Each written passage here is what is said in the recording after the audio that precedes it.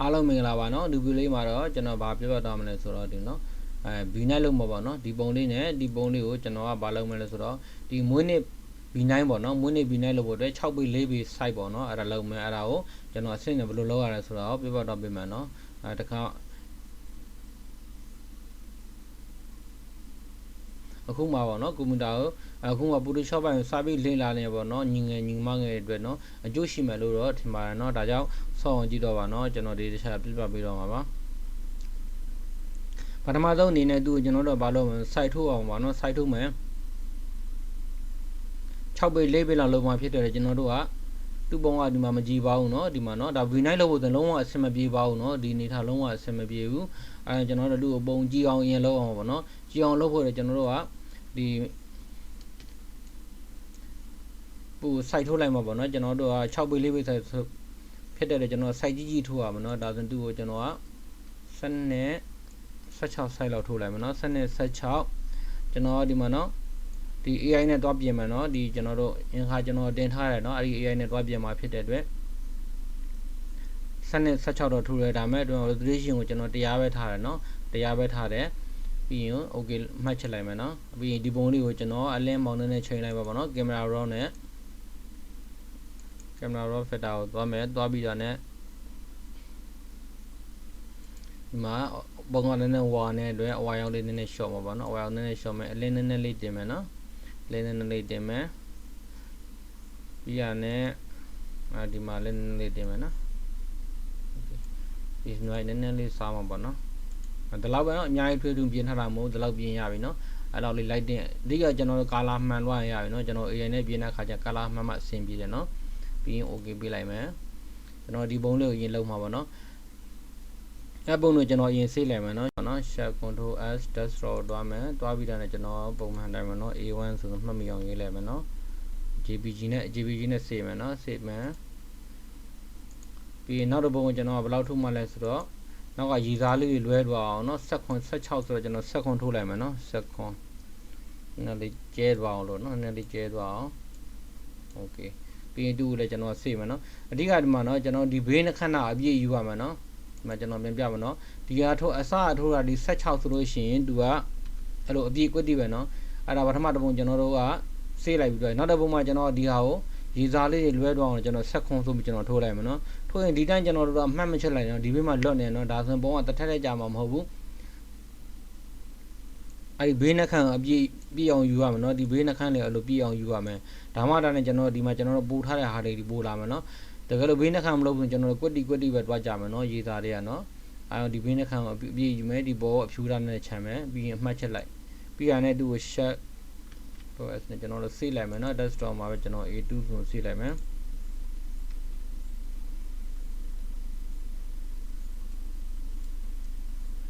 အပေါ်နှစ်ပုံကျွန်တော်တွားလုပ်လိုက်မယ်နော်အရင်ကအပေါ်နှစ်ပုံရင်တွားလုပ်လိုက်မယ်ဒီမှာနော်ဒီ website လေးကိုကျွန်တော်တို့တွားမယ်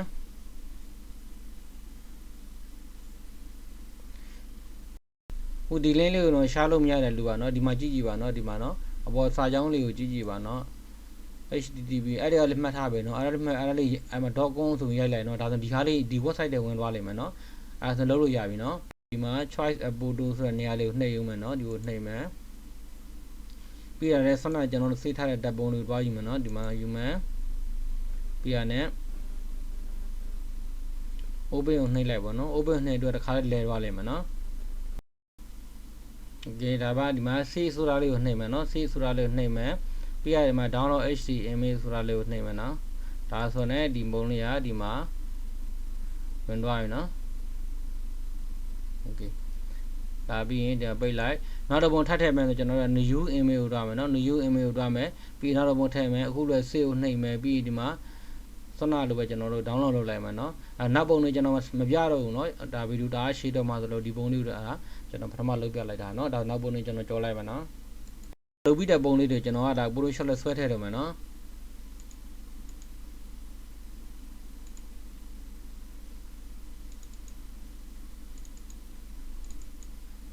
လုပ်ပြီးတဲ့ပုံလေးနှစ်ပုံကိုကျွန်တော်ဒီမှာဆွဲထည့်လိုက်တော့မယ်နော်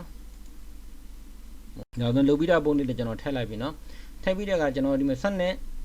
16ပေါ့နော်ဆက်နဲ့16ထိုးတဲ့ site ကဘယ်လောက်ထိထွက်လာလဲဆိုတော့ဒီမှာကြည့်ကြည့်ပါနော် 33လက်မတီထွက်လာเนาะကျွန်တော်တို့ဒီ AN ကထုတ်ပေးတဲ့ site ကเนาะ image site ကเนาะကျွန်တော်တို့16လက်မတီ32တောင်မထားပါ32သူကတစ်ဆကျွန်တော်တို့ထိုးရတဲ့ site တဲ့တစ်ဆလောက်တော့ပို့ပြီးထွက်လာတာเนาะအဲကျွန်တော်တို့ပုံမှာလက်မ20လုံးပဲဆိုကျွန်တော်10လက်မလောက် site ထိုးလိုက်ရင်ရပြီเนาะဒါဆိုကျွန်တော်လက်မ20 site လောက်သူထွက်လာလိမ့်မယ်เนาะသူနဲ့ဒီပုံမှာကျွန်တော်ကဒီအရင်ပုံထပ်လိုက်မယ်เนาะဒီပုံလေးကိုကျွန်တော်ထပ်လိုက်မယ်ခုနကဂျီကိုယူမယ်ဒီပုံမှာတော့ထပ်မယ်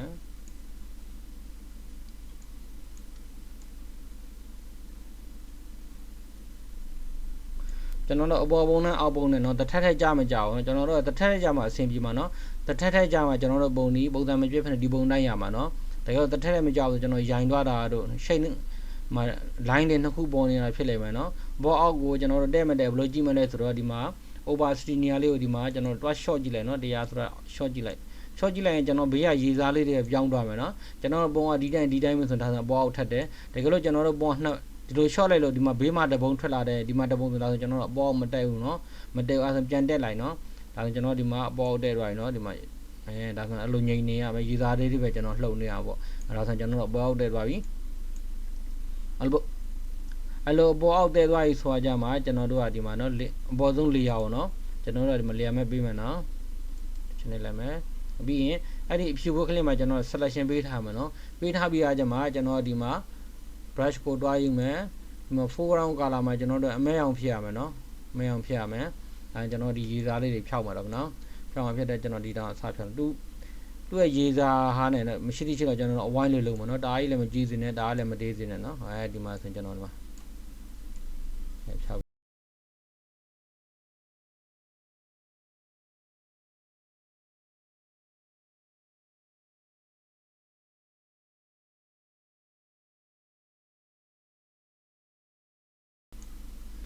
အဲ့ကျွန်တော်တို့ကုန်းသွားပြီเนาะဒီစားလေးကုန်းသွားပြီโอเคကုန်းသွားပြီဆိုတော့ကျွန်တော်ဒီ layer နှစ်ခုကိုပေါင်းမယ်เนาะဒီ layer နှစ်ခုကိုကျွန်တော်တို့ပေါင်းလိုက်မယ် control e ပြီးရတဲ့တူကိုကျွန်တော်တို့ site ထိုးမယ်เนาะဒါဆိုရင်25မှာ30နဲ့ထားမယ်เนาะ resolution ကကျွန်တော်တို့က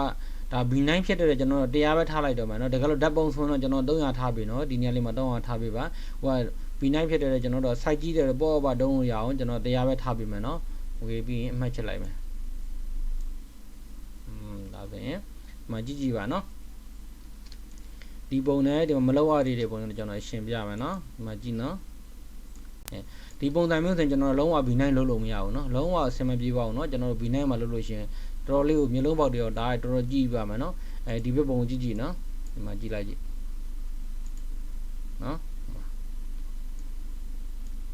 တကယ်အပြင်မှာကျွန်တော်တို့ရိုက်ထားတဲ့အတိုင်းပဲเนาะကျွန်တော်တို့ဒီအဲ့ဒီကထွက်လာတဲ့ပုံကြီးကျွန်တော်တို့ဘာမှအပြင်စရာမလိုဘူးเนาะကျွန်တော်တခါအလင်းလေးနည်းနည်းတင်ပြီးထုတ်လိုက်ရင်ကျွန်တော်ပြီးသွားပြီเนาะအားကြောင့်ကျန်တဲ့လူတွေကိုလည်းကျွန်တော်ကတုံးသေးခြင်းလို့ပေါ့เนาะဒီဟာလေးကျွန်တော်ဒေချာလို့ပြန်ပြီးလုပ်ပေးတာပါเนาะပြန်ပြီးလုပ်ပေးတာပါမှာကြည့်ပါเนาะသူ့ရဲ့ပုံရုပ်ထွက်ကတအားကွာတော့ပါတယ်เนาะဒါဆိုဒီပုံလေးတစ်ပုံပြီးသွားပြီဒါကျွန်တော်ဒီပုံလေးကိုပိတ်လိုက်တော့မယ်ဒီဘက်ကနေမှာထိုးရတဲ့ဟာကိုကျွန်တော် control ကျင်နဲ့ copy ယူမယ်ဒီမှာ16လက်မှာထိုးရတဲ့ကောင်ကို copy ယူပြီးရတဲ့16လက်ပုံမှာသွားတင်မယ်เนาะတူရတဲ့ပေါ်ပုံနဲ့အောက်ပုံကျွန်တော်တစ်ထပ်ကြအောင်ထည့်မယ်เนาะ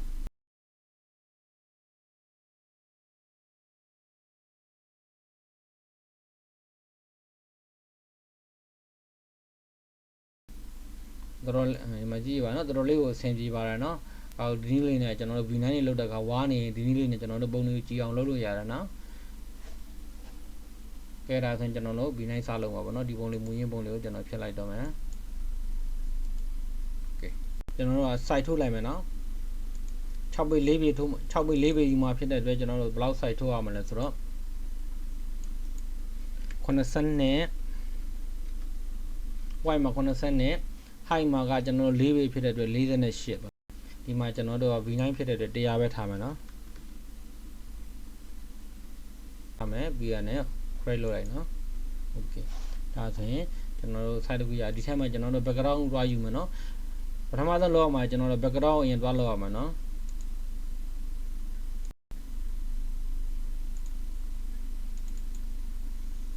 ဒီမှာပန်းကနေတစ်ခုတွားကြည့်လိုက်မယ်เนาะအဲဆိုရင်သူကျွန်တော်ထပ်ထည့်ကြည့်မယ်เนาะ control G ဒီ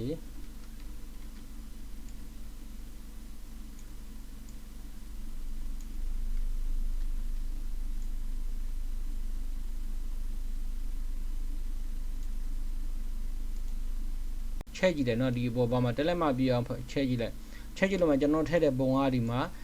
ပန်းလေးတွေပါရင်အကုန်လုံးကြီးနေတယ်ဆိုတာအထိုက်တဲ့ကြီးနေတာပေါ့နော်ဒါကြီးပြတ်သားမှုမရှိမှထိုက်တဲ့ကြီးနေပြီဆိုရင်ရပြီနော်ဒါဆိုဒီကောင်ဆိုယူလို့ရတယ်နော်ဒီအဲ့ဒီပုံနဲ့ကျွန်တော်ယူလိုက်မယ်နော်ဒီဒါဆိုကျွန်တော်ကဒီမှာဒီပုံကနည်းနည်းအဝါတွေများနေတော့ကျွန်တော်အဝါ short မှာနော်အဝါ short မယ်ဘာလို့လဲဒီအလေးနည်းနည်းပေးပါနော်လိုက်တဲ့နည်းနည်းလေးပေးလိုက်မယ်ပြီးရနဲ့ကာလာမဲကိုသွားမယ်အမှကျွန်တော်ကအနီရောင်နည်းနည်းတင်မယ်ပြီးရင်အပန်းရောင်လေးတွေနော်ဒီမှာပန်းလေးတွေပါတယ်နော်ပန်းရောင်လေးတင်မယ်အစိမ်းရောင်လေးနဲ့ကျွန်တော်ဆေးရောင်ပို့ပြီးလုပ်လိုက်မယ်ဒီနီထားဆိုတာရှင်းပြီးတော့ဒီမှာအစိမ်းရအစိမ်းအနီအနီအပန်းနော်အပြာပေါ့နော်အဲ့လိုကာလာမှန်အောင်ကျွန်တော်ချိန်ရမှာနော်ချိန်ပြီးကျွန်တော် okay ပေးလိုက်မယ်ဒါဆိုပို့ပြီးထင်းသွားနော်ရပြီဒါကျွန်တော်နောက်တစ်ခုဘာလုပ်မှာလဲဆိုတော့ကျွန်တော်ဒီပုံလေးတွေကိုနော်ကျွန်တော်တို့ဒီအပေါ်မှာကျွန်တော်တို့စာရေးမယ်နော်ဒီမှာစာရေးမယ်ပြီးဒီမှာတပုံထည့်မယ်ဒီနေရာလေးမှာတပုံထည့်မယ်ပြီးဒီအောက်မှာကျွန်တော်မွေးနေ့ကလေးတွေကျွန်တော်တို့ဒီ parcel တုပ်ကလေးထည့်မယ်ပြီးအောက်နှခမ်းလေးမှာပန်းကလေးတွေစီမှာပေါ့နော်အဲ့လိုစိတ်ကူးရမှာနော်ကိုကဘာလုပ်မလဲစိတ်ကူးမှာကျွန်တော်ထည့်လို့ရမှာနော်ဒါကျွန်တော်တို့ပုံလေးတွေရင်ယူလိုက်မယ်ဒီမှာတပုံထည့်မယ်ဒီမှာတပုံထည့်မယ်ဘောင်းလေးရှိလေးဆိုရင်ဒီကောင်လေးတစ်ခုရှိမယ်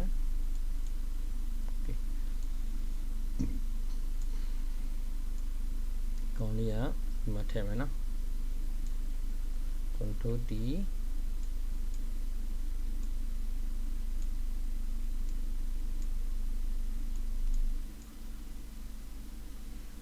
okay အဲ့ဒါဆိုရင်ပုံကဘောင်းထက်ပိုနေပြီเนาะဒါကျွန်တော်တို့ဖြတ်ဖို့အတွက်ဒီမှာဒီကောင်ဝင်လို့ယူမယ်ပြီးရင်ကျွန်တော်ဒီလိုလာမယ်เนาะအဲ့ပြီးရင် control J နဲ့ပဲယူလိုက်မယ်เนาะ control J အောက်ကလေယာဉ်မျက်လုံးမှိတ်လိုက်မယ် okay ဒါဆိုရင်ဒီမှာတပုံရတော့ပြီဒီဘက်ချမ်းပုံလေးကိုလည်းကျွန်တော်နောက်တစ်ပေါင်းတွားယူမယ်เนาะပေါင်းလာလေးတွားယူပြီးထည့်မယ်ဘုံလေးကနော် control D ဒါဆိုရင်ပုံလေးနှစ်ပုံထည့်ပြီးတော့နော်ပုံလုံးမထည့်ပြီးတော့ကျွန်တော်ဒီလက်ကမမွေးနေကိတ်ထည့်မယ်နော်လက်ကမမွေးနေကိတ်ထည့်မယ်သင်လှုပ်ထားတာထည့်ရပြီလည်းယူလိုက်တော့မယ်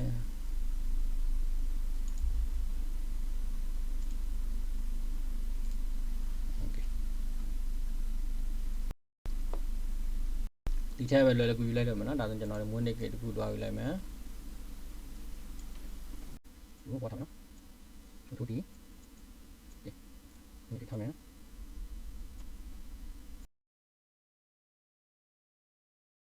ကျွန်တော်ဒီတစ်ခုယူပြမယ်နော် PST ဘိုင်းတစ်ခုယူပြမယ်အောင်ထည့်ရဆိုဘယ်ဟာယူမလဲဆိုတော့အများဆုံးပါတာကဒီမှာအဲ့ဒါလေးဖွင့်လိုက်နော်ဟုတ်ပြီအဲ့ထက်မှာဆိုအများကြီးအကုန်လုံးရွှေ့လို့ရအောင်နော်ဒီမှာနော်တစ်ခုချင်းရွှေ့လို့ရအောင်နော်ဒီကောင်လေးထည့်ကျွန်တော်ဒီကောင်လေးယူသွားလိုက်မချလိုက်control D ဒီမှာနော်ခဏသက်ကလေးမှာထည့်မယ်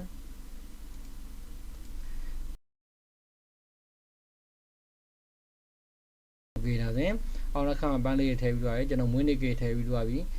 ဒါဆိုကျွန်တော်ဘာလို့ဆိုစာရေးဝယ်လို့တော့နော်ကျွန်တော်ဒီအောက်က unite လောက်တော့မယ်ဆိုတော့တခုသတိထားမှာကျွန်တော်အရင် background ယူမယ်ပြီးရင်ကျွန်တော်ပုံတွေထည့်မယ်ပြီးရင်ပန်းတွေထည့်မွေးနေ့ကေအဲ့ဒါအကုန်ပြီးသွားပြီဆိုတော့ကျွန်တော်တို့စာရေးမယ်နော်အဲ့လိုဆင်းပြီးတော့ကိုစိတ်တန့်ကြရပြီဆိုမှစာရေးမယ်နော်စာရေးတဲ့အခါတခုသတိထားမှာအပေါ်ဆုံး layer မှာ selection ပေးနော်ဘာဖြစ်လို့လဲဆိုတော့ကျွန်တော်တို့ကဟို out ဒီလောက်က selection ပေးထားပြီးကျွန်တော်စာရေးလိုက်ဒီပုံတွေကွဲတော့တာတို့ဘောင်းတွေကွဲတော့ဖြစ်တော့စာမတွေ့ရဘူးနော်အဲ့ကျွန်တော်စာရေးမယ်ဆိုအပေါ်ဆုံး layer selection ပေးရမယ်နော်ပေးမှကျွန်တော်တို့စာရေးမယ်နော်ဖိတ်စားလေးကိုနော်မွေးနေ့ပဲတော့မွေးလောက်ခိုင်းတယ်မွေးနေ့ဖိတ်စားလေးရတယ်ကျွန်တော်အတိုင်းရေးမယ်နော်ဆောနာကျွန်တော်တို့မွေးနေ့ဖိတ်စားသွားယူမယ်နော်စာ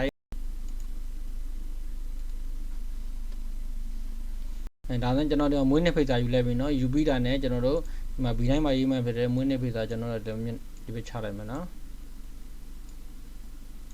B9 ဒီဘက်ရှုလိုက်မယ်โอเคဒါဆိုရင်ကျွန်တော်ရေးတာကကျွန်တော်တို့အမည်ပေး comment မင်္ဂလာတော့ပေါ်ရေးမယ်ဆိုရင်အောက်ကမှာရေးလိုက်ရတယ်အမျိုးမျိုးပဲเนาะကျွန်တော်ရေးလို့ရတယ်ဒီမှာတော့ကျွန်တော်ကအမည်ပေး comment မင်္ဂလာဆိုတာပေါ့เนาะကျွန်တော်က အောက်မှာရေးမှာပေါ့နော်အမည်ပေး command ပေါ်မှာအဖေးနဲ့မင်းနဲ့ကျွန်တော်ပေါ်မှာရေးလိုက်မယ်နော်ဒီမှာဆိုရင်ချစ်ဖေးဖေးပေါ့နော်ခေါ်ရမယ်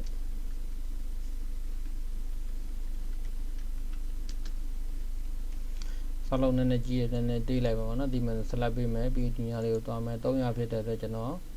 250လောက်ပဲထားမှာပေါ့နော်250လောက်ပဲထားမယ်ချစ်ဖေးဖေး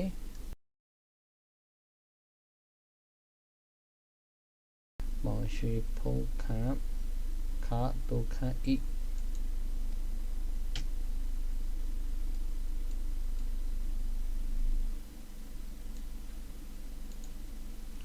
အမည်ပေးကင်ဘောတက်မင်္ဂလာပါနော်အဲ့ဒါဆိုကျွန်တော်တို့စာရေးစစ်ကြည့်လိုက်မယ်နော်စစ်ပြီးတဲ့ color တွေပြောင်းမယ်နော်စာလုံး color တွေကျွန်တော်တို့ထည့်တော့မယ်နော်ဒီကစာလုံး color ထည့်တဲ့အခါကျွန်တော်တို့အပြာရောင်နဲ့ကျွန်တော်ပြီးအပန်းရောင်နဲ့ရှောင်းပေါ့နော်ကျန်တဲ့ color ထည့်ပေါ့နော်ဒါဆိုပိုပြီးပေါ်လိမ့်မယ်နော်အပြာရောင်နဲ့အပန်းရောင်နဲ့မှိန်တယ်နော် CYK ပြောင်းလာတဲ့ခါကျရင်လည်းမှိန်ပါတယ်မူစာရေးပြီးဆိုရင်ကျွန်တော်တို့ကိုပြောင်းတော့မယ်နော်ကျွန်တော်သူ့ဘာ color ပြောင်းမလဲဆိုတော့အဖေးနဲ့မျိုးကျွန်တော်အနီရောင်နဲ့ပဲထားလိုက်မယ်နော်အနီရောင်ထားမယ်ကြက်တွေ့ရောင်ထားမယ်ကြက်တာထားလို့ရတယ်နော်အနီရောင်နဲ့ထားလိုက်မယ်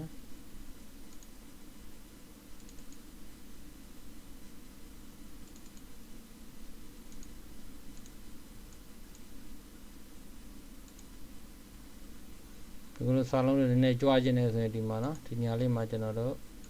ဘယ်ဆိုဒီမှာနည်းနည်း select ပေးလိုက်နော်စာလုံးလေးနည်းနည်းကြွားတော့တာပါနော်ဖုံဖုံလေးဖြစ်သွားလိမ့်မယ်နော်โอเค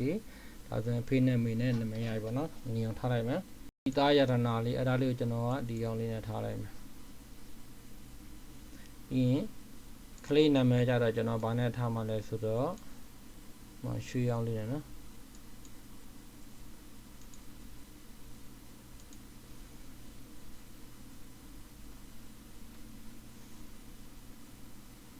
โอเคအဲ့အောင်ထားမှာနော်အဲ့အောင်လို့ဆိုတော့ကျွန်တော်ဒီမှာเนาะအနားလေးတွေကကျွန်တော်တို့အဖြူမခံရင်မပေါ်ဘူးเนาะအဲ့ဒီလိုဟာတွေကကျွန်တော်အဖြူခမ်းမှပေါ်တယ်เนาะ control J အဖြူဒီအနားလေးတွေကိုကျွန်တော်တို့ကစတုပ်နှစ်ထပ်ခံမှာပေါ့နော်စတုပ်တစ်ထပ်ခံနောက်ခါစတုပ်နောက်တစ်ထပ်ခံမှာဆိုရင်ကျွန်တော်တို့ဘာလို့ image ပုံစံပြန်ပြောင်းအောင်เนาะဒီမှာ new folder ယူမယ်ယူပြီးတာ new folder နဲ့ကျွန်တော်တို့ဒီမှာစာ layer ကိုပေါင်းလိုက်เนาะပေါင်းလိုက်ကျွန်တော်ဓာတ်ပုံပုံစံမျိုးဖြစ်သွားเนาะ layer မျိုးဖြစ်သွားအဲ့ layer မှာကျွန်တော် double click နှိပ်ပြီးမှဒီမှာနောက်ထပ်စတုပ်ခံနေတယ်ဆိုနောက်စတုပ်ကိုတစ်ခါပြန်ထည့်ပေါ့နော်ဒီမှာစတုပ်ထည့်မယ်ပြီးရင်နည်းနည်းလေးကြွားလိုက်မယ်ပြောတော့နော်ပြီးအောက်က shadow လေးထည့်လိုက်မှာပေါ့နော်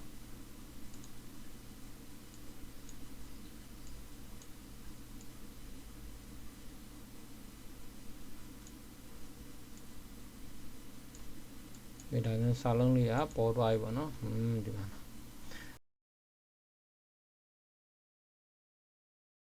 ဒါဆိုရင်စာလုံးလေးတွေကပေါ်သွားပြီနော်အဆင်ပြေနော်ဒီမှာဖြည့်ကြည့်ကြည့်ပါနော်ပုံနော်သူအဲ့လောက်လောက်တော့မယ်နော်သူရဲ့စာလုံး site ကနော်အဲ့လောက်လောက်တော့မယ်နော်ဒါဆိုရင်အဆင်ပြေသွားပြီနော် Photoshop ဘိုင်းကိုစပြီးလေ့လာတဲ့သူတွေအတွက်တော့အကျိုးရှိမဲ့လို့ထင်မိပါတယ်နော်ဒါကြောင့်ကျွန်တော်ဒီဗီဒီယိုဖိုင်လေးကိုလုပ်ပေးတာပါနော်ဒါကျွန်တော်တို့ပြီးသွားရင်နော်ဒီမှာစာရဲ့နေရက်တွေပါတယ်ကျွန်တော်တို့မှန်မှန်တခြားပြန်စစ်မယ်ပြီးရင်ဒီမှာနာမည်တွေတခြားပြန်စစ်မယ်နော်โอเคဒီနေ့ထားကျွန်တော်တို့မပေါင်းတော့ဘူး control ကျွန်တော်တို့ PS3 နဲ့စေးထားမယ်နော်ဘာဖြစ်လို့လဲဆိုတော့တစ်ချိန်မှာကျွန်တော်တို့ကကျွန်တော်လောက်ခိုင်းတဲ့ဒီကိုကျွန်တော်တို့ပြမယ်ပြတော့သူတို့ကဟိုဟာလေးပြီးမှဒီဟာလေးပြင်ပြီးပြင်လို့ကျွန်တော်တို့ PS3 နဲ့စေးထားမယ်နော် share control s ကျွန်တော်တို့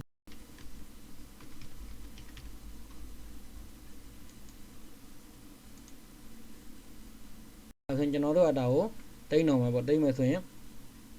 ဒီနေ့လုံးမှာဖြစ်တဲ့ C1 ကကျွန်တော်တို့ change ပေးရမယ်နော် move မို့သွားမယ်email ကိုတွားမယ် email ကနေမှဒီမှာကျွန်တော် move တွားမယ်ပြီးရင် C1 ကနော် color ကိုကျွန်တော်ထားပေးမယ်ပြီးရနဲ့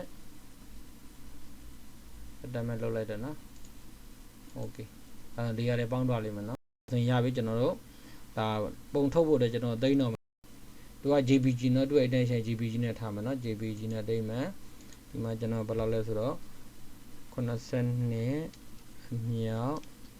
48 inch okay ကျွန်တော်စိုက်ဖို့ဒီတိုင်းရေးပြီးပို့ရမှာเนาะဒါမှလည်းကျွန်တော်လက်မနဲ့ထုတ်မှာတကယ်တော့နောက်ကနေစီရင်ကျွန်တော်စင်တီမီတာထွက်လာလိမ့်မယ်เนาะအဲ့ဒါကျွန်တော်တို့စိုက်ဖို့တဲ့ခါအလိုရေးပြီးပို့ပေးရပါเนาะစိတ်လိုက်မယ်ပြေးထားမှာเนาะ